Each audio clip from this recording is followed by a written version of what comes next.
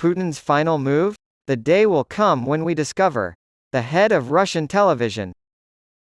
According to Newsweek, Russia Today, RT editor-in-chief Margarita Simonyan predicted that Russian President Vladimir Putin would threaten strikes against NATO member nations for their support of Ukraine.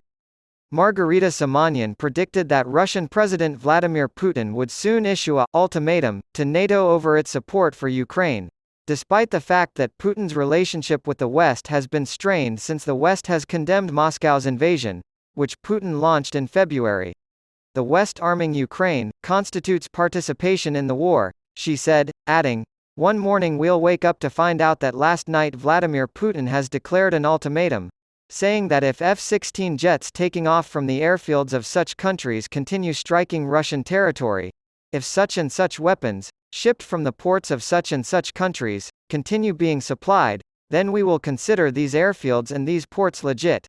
She also claimed that Russia has the right to declare that NATO countries are fair game without being given any sort of ultimatum. Minister of Internal Affairs of Ukraine advisor Anton Gerashenko tweeted a video of her remarks. Simonyan's RT has mostly followed the Kremlin's line on the conflict between Russia and Ukraine. Her past threats against Ukraine and the West made headlines. In April of this year, RT's editor-in-chief suggested a nuclear strike and complete destruction of Ukraine. RadarOnline.com has learned that former Partridge Family star Danny Bonaducci has shared a photo of himself back in the gym following a delicate 2-hour brain surgery to treat a neurological condition. Paul Anderson, the actor and former professional wrestler's representative, told Radar, "The recovery is going well. It's hard to keep Danny down, but he is doing his best to follow doctor's orders." Anderson, 63, is an actor and former professional wrestler. When he returns to work in a few weeks, he'll be very happy. In a recent interview with TMZ, Bonaducci revealed that he had recently been diagnosed with hydrocephalus, a buildup of fluid in the brain that had impaired his ability to walk and, in the long run, caused brain damage. The pressure on his brain and spinal cord were reduced after a delicate procedure to drain the fluid.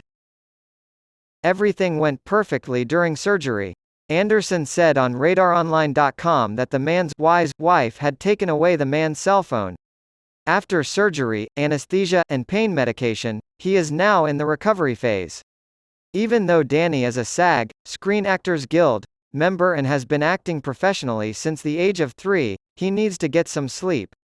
Bonaducci took to Instagram to discuss his struggle with an unnamed illness, and he did so with humor to show that he is prepared to fight for his life. On April 29, 2022, he announced, "A bit of news to share.